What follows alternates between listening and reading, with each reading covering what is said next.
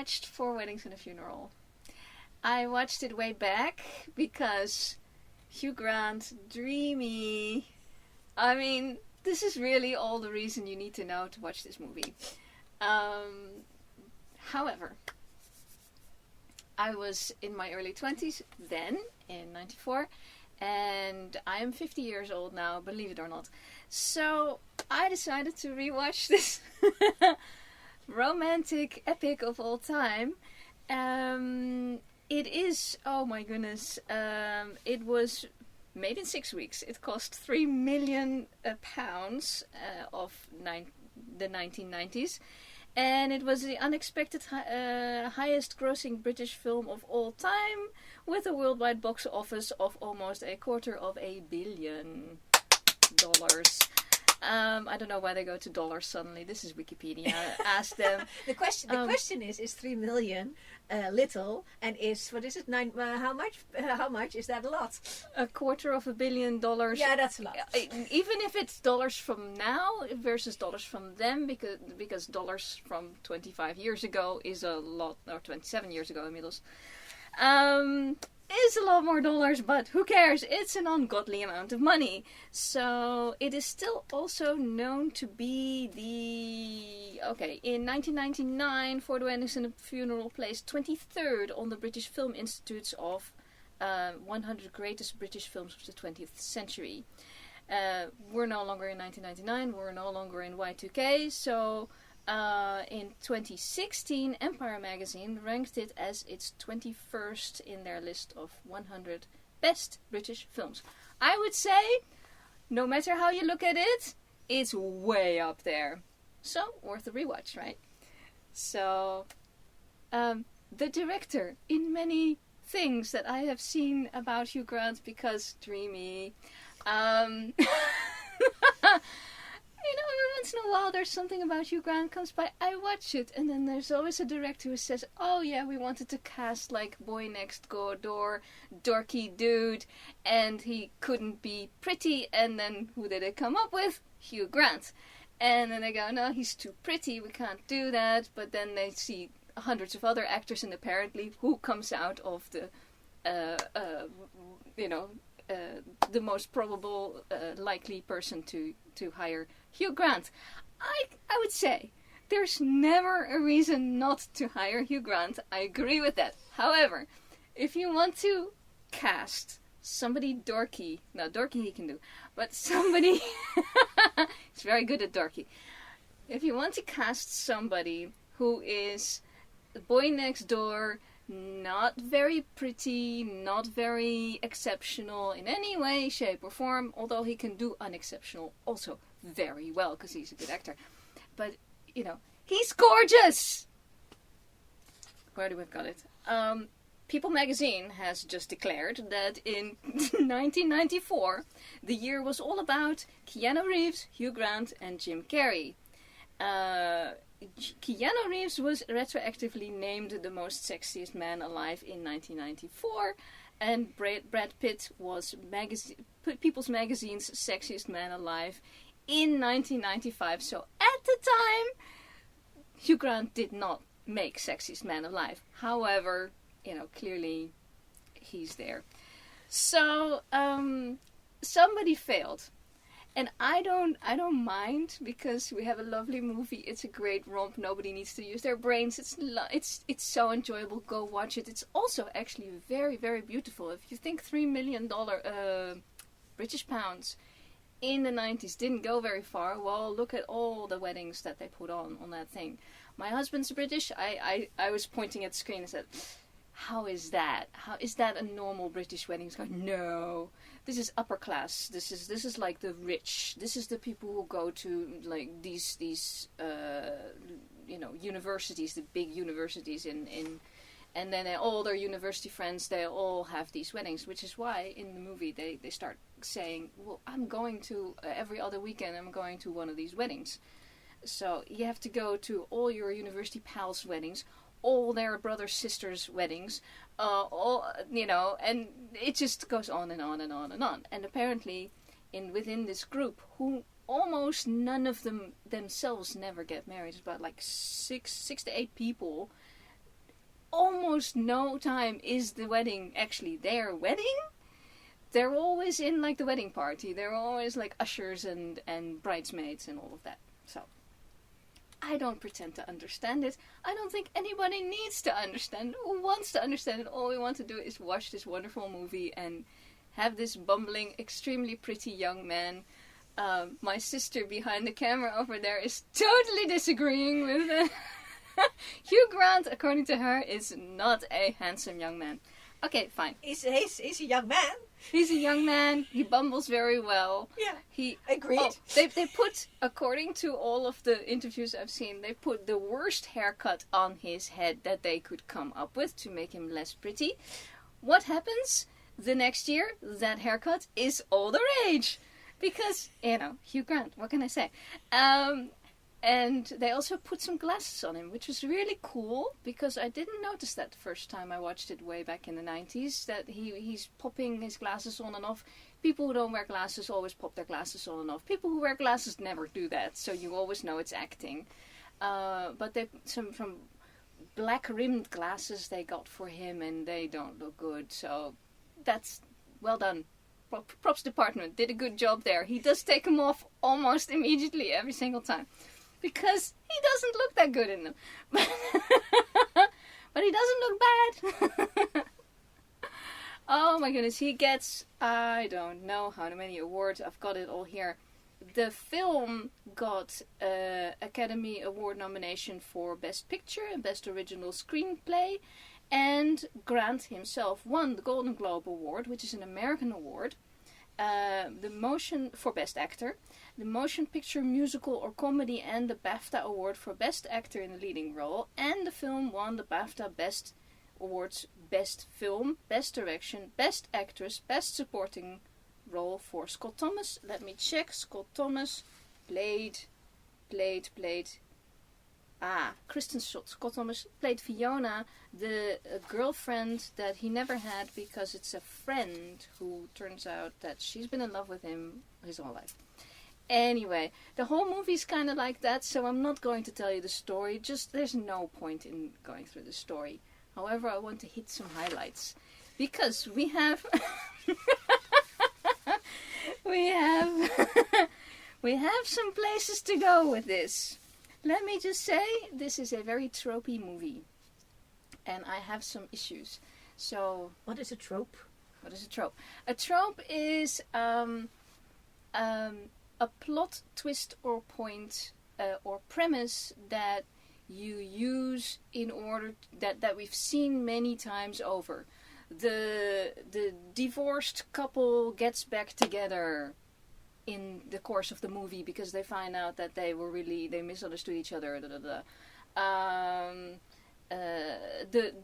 boyfriend is really in love with, silently in love with the bride. I've seen that in some movie.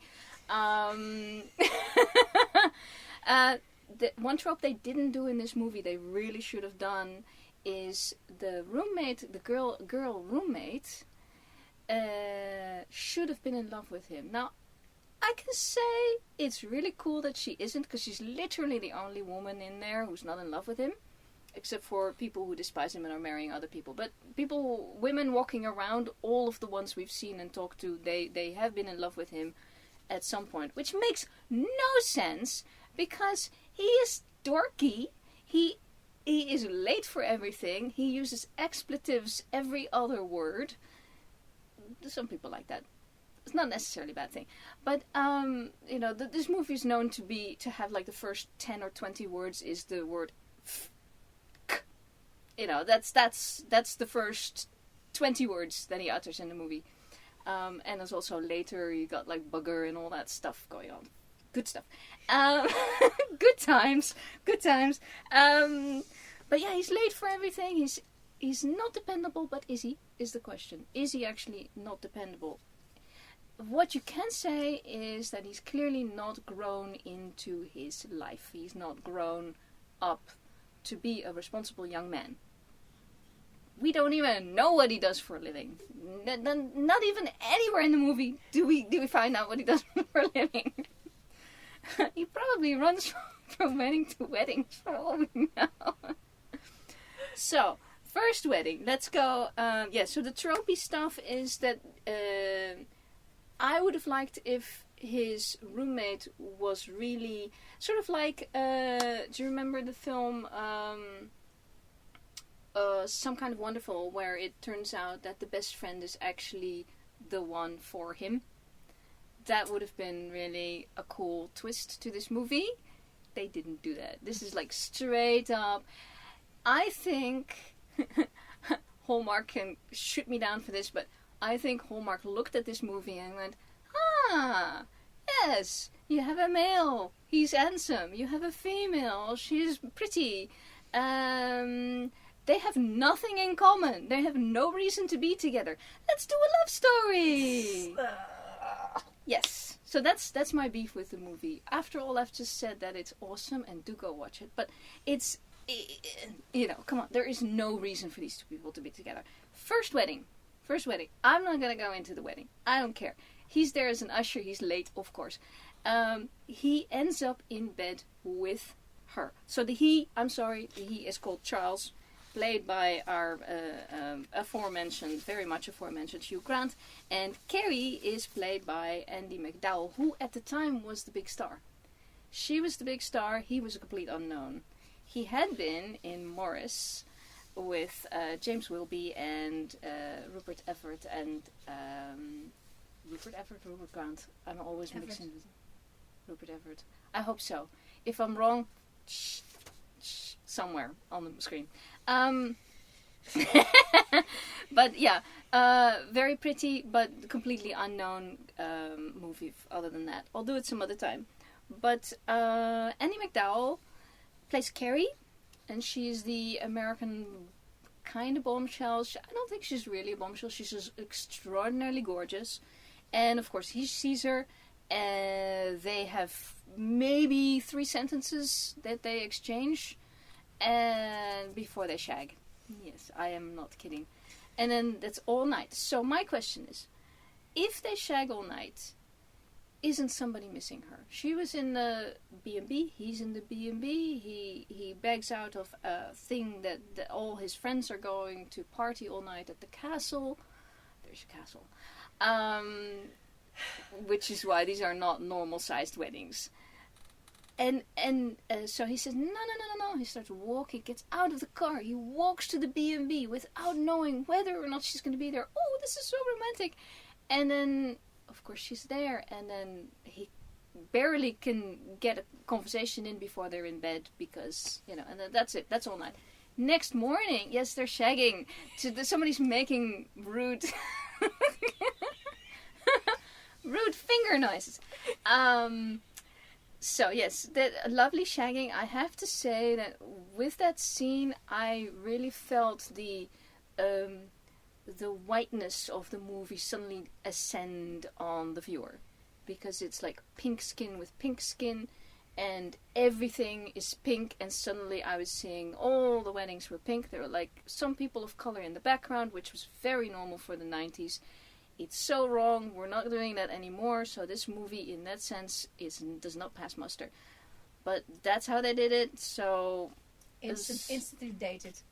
Yeah, it's instantly dated. With that, it's not so much dated for the dresses, the clothing, because everyone is most often in formal attire, and doesn't get old. Formal attire doesn't change that quickly. You could say, okay, that wedding dress was so 1995. I wouldn't know. I don't know wedding dresses. I think wedding dresses are better off being classical, but and most of them are really. So I wouldn't be able to tell by the wedding dress, unless it looks like a Princess Di wedding dress, and okay, this is early 80s, but it didn't look like that. It's just, and the hairstyles, no, it's. Stylistically, it could be now. So okay, but to make the shagging scene goes on all night. They wake up in the morning in his B&B room that is like the most gorgeous B&B room that you've ever not been in. She starts in on him. She's dressing up. She's getting dressed, ready to go. And she starts in on him about how he should now propose to her because they'd done the deed, so he owes her. And he's like, what? And I'm like, what? Because what's she pulling here? Is that what happened? So I don't know why the movie did that, why the writer did that. I did not research the writer. I don't even know his name. Actually, I do. Richard Curtis. Directed by Mike Newell.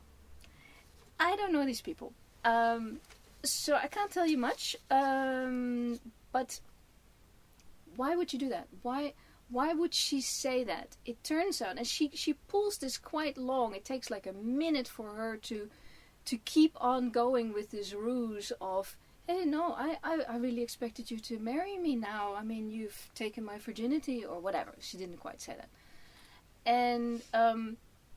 And he's shocked, and I'm shocked as a viewer because this is the first conversation they're having in half an hour of film, and I don't know. I find that inappropriate. So now I'm thinking. It turns out it's a joke. She laughs. She says, "Of course I'm not expecting anything. I'm out of here. I have to go." So literally, and then he just sits there. You can see, she walks out of the room and he's still lying there going, no, not good communication. But is that the fault of the character or is it the fault of the writer? To me, it's the fault of the writer. Because that is man writing woman. Yeah, She just wanted to F him. And then she pulls a verbal prank on him. And then she walks out. Would a woman do that? Yeah, I don't think a woman does that. So, no! Second wedding! He meets her again, accidentally. Turns out she's engaged to a guy called Hamish from Scotland, of course. Hamishes should always come from Scotland. Not only should they always come from Scotland, it is very tropey. Here we are with the tropes, that an American character in a film wants to marry a Scottish person in the Highlands or the Lowlands, I don't care, or the Lochs. I think there was a Loch. And you know, like with land, like money. So, but what I asked my husband originally, so there was a point to saying my husband knows that these are not normal sized weddings, not normal level of your average person. There are loads of rich people in this movie that you don't. It's not said to me as the viewer much because Charles is just a dude who has he lives in the inner city of London with a roommate, and they're both clearly slightly screw-ups, but maybe they come from money, maybe he comes from money, maybe she does too. Nothing is ever cleared up, nothing, so we don't know, but there's a lot of people with lots of money running around there. So at the second wedding, Charles meets Carrie again. She doesn't say much. If this woman gets out more than 2 or 3 words at a time, I'm very surprised. And so he's like, okay, stop, don't go away. Runs off because he was on his way to get drinks and stuff. That's realistic. I'm not saying the only realistic thing in it. I'm sure there's lots of realistic things in here that I don't know, but that seemed very realistic. He's like, no, I need to. Maybe it also shows that he is a decent chap because he is actually a decent chap. But he's very formed by the world around him, which I will get back later when we get to the third wedding and something bad happens. But, and I won't make it too long. So, so she's like, hey! And he goes, wait, brings the drinks to me once, and then he's like, I'm here for you. He tells everyone, this is the greatest wedding ever. I'm off with this woman. And then she says, here's Hamish, my fiance. And he's like, oh, right. And he does that really good, that very, that we now know the Hugh Grant thing. And so, oh, of course, nice to meet you. And he plays it completely like it doesn't matter. And that's very, then when we start feeling empathy for or sympathy for him, because you go, okay, I understand he's in a difficult situation now because he really does like her. Other than that, she's pretty. I don't know why he likes her yet. I, as an audience, don't much like her because I have not been introduced to her much yet. So, then, there's a huge amount of stuff with exes that he has in that wedding. We will not get into it. Just take it from me, he has far too many exes, and one of them is a little on the crazy side. She comes to him. This is a woman called there's too many characters in this thing. Henrietta. Henrietta comes to him and says things like, oh, the love we had, blah blah blah blah blah, and then she goes about, pardon me, she goes around, turns it into what his life is going to be like if he continues on this track, and she calls him a serial monogamist. And well, we've just seen him at the table with like 3 or 4 exes, so this is very possible. None of them had any good things to say about it, but then again, who talks nicely about their ex? And he's sitting right there, so it's just nobody should have put him at that table. He does many expletives when he finds out that's his table. And then she takes him aside, and he says, you really should, all the things that he should do to better his life and to find love and da-da-da-da-da. And I'm going, what the F? There's a lot of F's in here. There's fewer F's in this video than there's in that movie, so. But this one was your it's F, not R-rated. his. Yes, the movie's R-rated for all the expletives because there's nothing else in there that could possibly warrant an R rating. No, none of the things that my sister is pointing at. No, none of that's happening. Off screen, yes, but Oh no! He does walk into a couple that are who have just gotten married and couldn't wait for the wedding night, and they're doing it on the wedding evening, and that happened to be the room that he had just kind of run away from all the exes with. He ends up in the closet. Doesn't matter. Anyway, so my problem is with the character Henrietta is that, okay, if this is an emotionally unstable person, which they have set in motion in the previous wedding situation, where she's just crying, couldn't even talk to him. Fine, this just happened, she's all over the place. And then, now a few months later, she's talking to him, and she's only talking to him in terms of his world, his love life, his emotional well-being. I don't find that good writing. No apologies to the writer, because you got $250,000 out of this. You did well. But I, as a viewer, I as a woman, find this really poor writing, because this woman should be taking care of herself. If she's still in his head that many months later, which if you do the timeline for her, it's at least 6 to 8 months later after they've split up, if not more, because we were never told exactly how long. That's not good. This woman needs help. And it's not presented like that. It's just presented like all these people come to him and talk at him with their own shit. So, again, next scene. What happens at the second wedding? He ends up in bed with Carrie again. Didn't she just show up with her, this is my fiancé Hamish? So my question, they still shag. Why doesn't Hamish miss her? Why isn't he looking for her? How does she get away for long enough to do this? So, no. And again, nothing, cut scene. Go to, next thing, there is an invitation to another wedding. And he's going, oh my god, not another wedding. Yes, there's endless rows of weddings. And this turns out to be Carrie's wedding. The American woman that he's just shagged twice and never had a conversation with.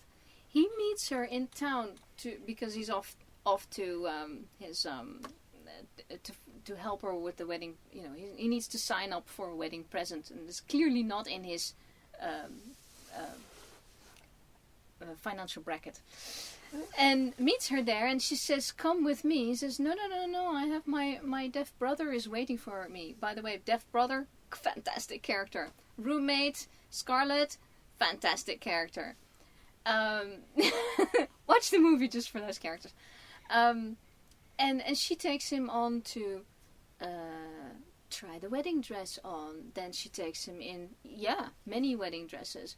Then she takes him out to a cafe and tells him all the people she shagged.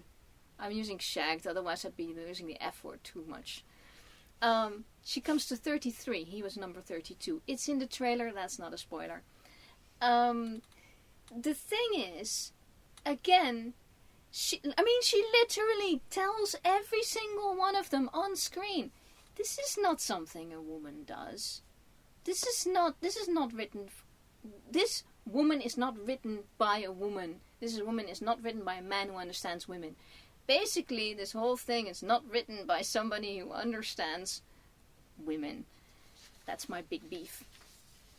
So, I will go to the third wedding, which is Carrie's wedding to Hamish. So now we're up in Scotland. And does Hamish know anything about all of this extracurricular activities? He does not. And she shagged our Charles while she was already engaged. So that also, I feel that is not setting up for a very wholesome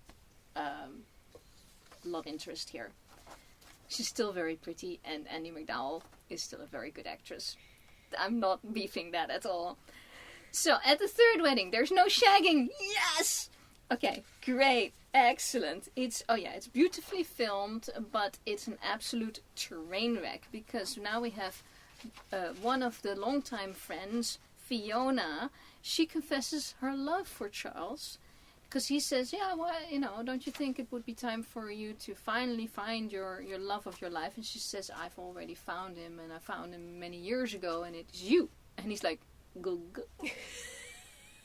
And I loved this scene because she knew, this is years, they've known each other 10 years easily. She knows that she's never in the running for him. She's, by the way, a knockout, so I don't understand why she would have such a low opinion of herself. He clearly responds like she's right, that she wouldn't be in the running. So her instinct was correct, because very often when somebody thinks that they're not going to be possible match, it may be completely unfounded. Yeah, isn't this whole thing a trope? Isn't that a trope? It's another trope. I would say that's a trope, yeah. The trope of the housemate or the best friend who never pining, and the main character never gets it, but also still marries the princess. Is never gonna, even when he finds out, he's gonna go, oh my god, I feel so bad, but that's it. Doesn't marry her, doesn't say, wait, you're awesome, you've been my friend for 10 years. You put up with me for 10 years. Yeah, but his reaction makes him more human, because he was really shocked and empathetic. But the writing still keeps him as he's in love with Carrie, and he thinks at this point, he's pretty sure she's getting married in the other room. He's pretty sure that this is the only woman he's ever actually felt anything for. So that could also be, we could say that that's a little bit of character growth for him. Yeah, but isn't it like more that the actor that is fixing the writing mistake by making him sympathetic, at least, and making him have a human reaction? Yeah, I would say so. I would definitely put that on the awesome acting that Hugh Grant does. Half the movie is Hugh Grant's face like this. He needs to do so many micro expressions to And the director has to give them the directions to do that. Yeah, and so it's such good acting. All of the awards very deserved, because this is a shit role. This is really, really difficult, because he has nothing to work with. The character has no character. He has no backstory. He has no character. He has no inner workings. Other than, I think I love this girl and I've never actually felt that before. And I don't know what to do. He's also a product of his society and a product of his time. Let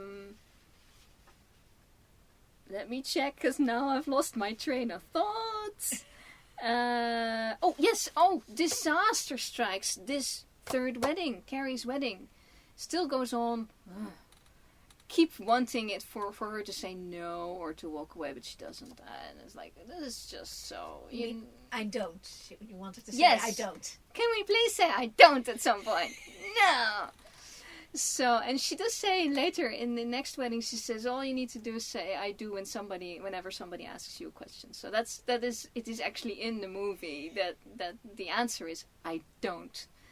You'll find out it actually ends with that as well. It's really cool. But the tragedy strikes the wedding. Now, this group of friends that I've not gone into because too many people, and there's a gay couple. And guess who dies? We are burying our gays in this movie. Trope, trope, trope. And before you say, that was 1995, it was not yet a trope. It was a trope. Stephen's boyfriend in what's it? Jeffrey. Oh, Jeffrey. And then Stephen's boyfriend in Dynasty. Basically every gay character that has ever had some sort of heroic moment on television and in the films. Of course, they were subtextual gay characters and they still had to die.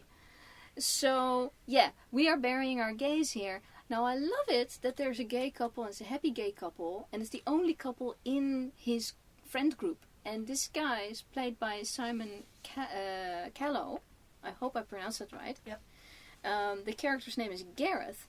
He is with Matthew, and they are the most amazing couple, which is also a little tropey, but I like the trope. So that makes it a little bit better. But Gareth is just going wild at this. He's a little bit older, and he has a heart attack pretty much on the dance floor. They bring him into the other room, and then and they do it without everyone noticing. Now, this is maybe a thing for possibly American weddings, possibly UK weddings. I am Dutch. I don't know. But when somebody has a heart attack, I don't care who's getting married. I don't care if the Queen's getting married. We're stopping everything and we're taking care of this person. That is what we're doing. And that's not what they did in this thing. And that actually tells me a whole lot about, forgive me, about UK culture. Possibly just about this level of culture that they are showing in this movie. It would be good to have some really specifics by the writers or by Wikipedia about who are they displaying in this movie, which part of society is this, that they actually had to take they carry the man, they carry Gareth into the other room. There's 4 people standing around him. None of them go to run for his husband, boyfriend, not husband, because they couldn't get married. That was one of the sticking points. But for the common law husband, none of them go out running for it until they realize he has actually died. And then our Charles goes quietly, walks through the crowd where there's the I got it written down, is it the speech of the not the brother-in-law, what's the speech that the bridegroom's toast. So so as not to disturb the bridegroom's toast, he is going through the crowd to the other side of the room, talks to Matthew, and says, we don't hear it, but then Matthew turns around and stands and listens to him. Now, this is very bad directing. Very bad writing, very bad directing. Why the hell isn't Matthew, running through the crowd to go see his husband, his common-law husband? Why is this like, oh, are these people so emotionally completely cut off from life? So yeah, the movie lost me there completely. And I will not forgive the movie for that. It's still very pretty, but so prettiness is not everything. Yeah, and this is the thing, is I don't know why nobody ever talks about this when you talk about the movie. The love interest has no personality. She doesn't have any lines that a woman would ever say. She barely has lines. She's witty. That's one of the things about her. Is that what men want? Women who are witty and fall into bed easily. Yeah, witty and willing to shag, which is also a trope, or actually a prejudice, that women from other countries, because it's also been said about Dutch women and about Scandinavian women, not just about American women, that they are very easy in bed, very easy to get in bed. From a British point of view. From a British point of view, sometimes from an American point of view. You know, there's always like the other countries, women, all they can get, the man won't have to make that much effort.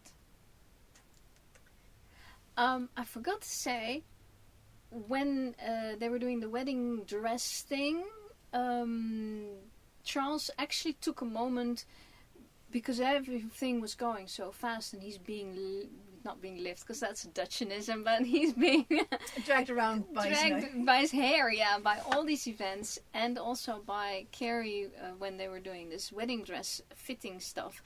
He actually runs after her, after they've already said goodbyes, he runs after her and he confesses his love for her, even though he knows she's marrying someone else, it's not requited or whatever.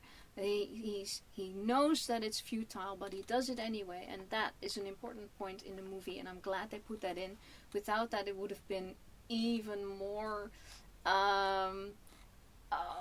abstract, and you would even more have to kind of read into what people are thinking and doing at these formal occasions where you can't actually show what you want and do. And so I wanted to get that in, because later at the end there's of course she's gonna have to confess her love. Poor Hamish.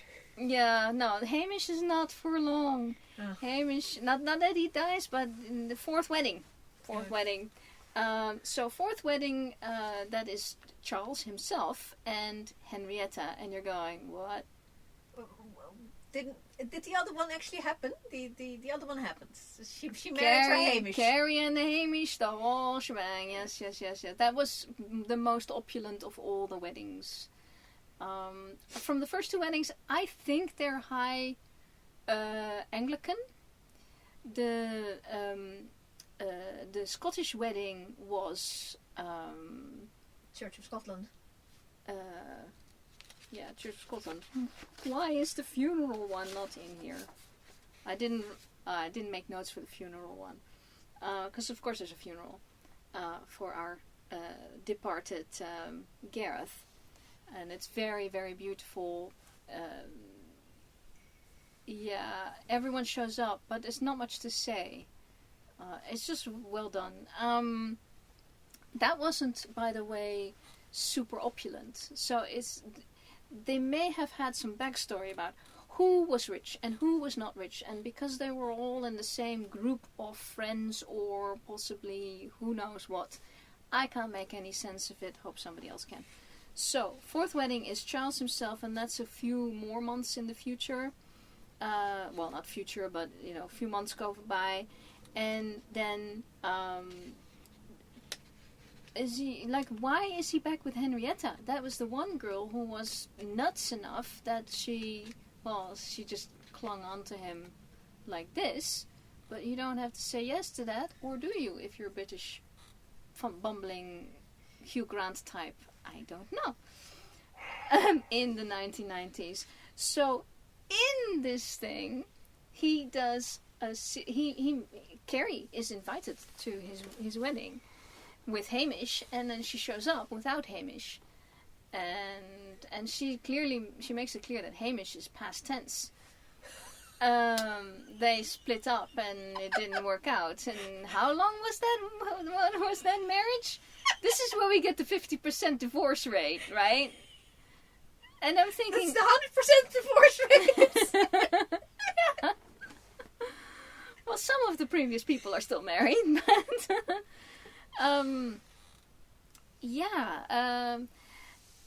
there's this lovely scene in the chapel, where in the chapel, the side chapel, because this is again a high Anglican church, so there's like this side thing. I don't know what these things are called, so don't ask me.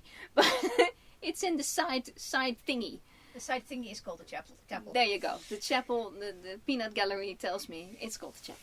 And he stands there and he just goes, bugger, bugger, bugger. I hope YouTube doesn't have a problem with bugger, because there's a lot of bugger going on there. And he's so good. These scenes are just awesome. Like I said, if you didn't have a fantastic actor playing this, it in the movie wouldn't have been what it was, clearly. And then he's got everyone around him, his brother, his good friend Tom, who he had earlier. He had, that's Fiona's brother, the woman who was in love with him all this time and is never going to get him. Who knows why.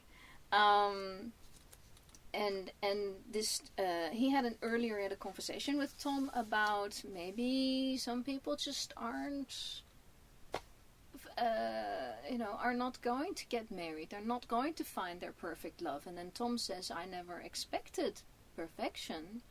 I expected some girl to not barf at looking at my face. Literally, something like that. He says, like, nauseous or not throwing up when looking at me. And then we get married and we'd have a lovely life, and then maybe if it ends up in divorce, then so be it. And he's just standing there going, yeah, that is not something he had considered before. But quite frankly, isn't that the more sensible option? I mean, it will be best to not have somebody not be nauseous, a little bit more than just the lack of nausea. But that would be nice. But there is such a thing as being too picky. I suppose that was what the scene was about. It's telling Charles, you're being too picky. And then he goes off and tries to marry Henrietta. Not really the conclusion he should have taken from that. But okay. So he comes out and he's still going to marry her. He stands at the altar and you're thinking, please, walk away. And he had so many moments that he could have walked away from Henrietta without standing her up at the altar. He would have stood her up like before the altar, or he would have been better not even to go towards the altar. I'm just saying, there are so many better ways to do this, and he didn't. And then when this moment suprême comes of, is there anybody who knows any impediments? The deaf brother pipes up. Loved it. Fantastic scene. But basically, Charles, you should have done it yourself. Yeah, so... And then there is the end of the movie. There's the confession in the rain scene. Do you have any flashbacks when I say, two people standing drenched in the rain? Yeah, so I'm thinking somebody watched Breakfast at Tiffanies far too many times. But at least it included the cat. Yeah, where's the cat? There's no cat. It did end well. They agreed to not get married for a very long time until death to them part, which is lovely. I like it. It's a great twist to that whole slew of weddings that apparently nobody liked, nobody wanted to deal with, and I think it could cure you. If you're like me, it would cure you of this whole notion of big weddings. I was like, keep it as small as possible. Get in, get your man or woman or non-binary person, whoever it is. Say I do. Or several people. Say I do, sign up, get out. Exactly. That is what a wedding is, people. It's not all this pomp and circumstance, and it's also not for the family. It is not for the photos. It is not for the cake or whatever, or to wear the dress, or to shine that one day. I'm sure that for some people it is, and that's valid, but then there are going to be a higher number of divorces. That's just my opinion. Sticking to that. I'm not quite done, because I have more tropes. More opinions! I have to say that the thing that got me at the end of the movie, after being in all these states that I have just described, all my thoughts were going on it during the movie, going, why are you being such idiots? Is at the ending, you see a photo of them, the two of them, in plain clothes, not formal, thank you very much, and a small child. And it's like, literally, that was a tearjerker moment. It was so well done. And then everyone has a new love. Matthew has a new boyfriend, and I think he's Hamish. Hamish? I don't know. Oh, poor Hamish. I don't know. I think Fiona ends up with Prince Charles. There's a couple of jokes in there, and quirky roommate Scarlet, whom I have not discussed enough, because she's absolutely delightful. And she really should have been the true love for Charles. That's what I think. I ship them.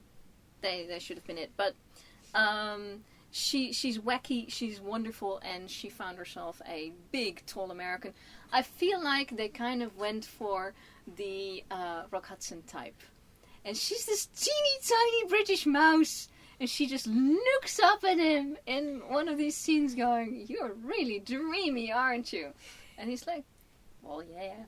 And they're lovely. So everyone's got somebody, and Tom, the guy who was willing to settle, found actually true love, which was such beautiful little.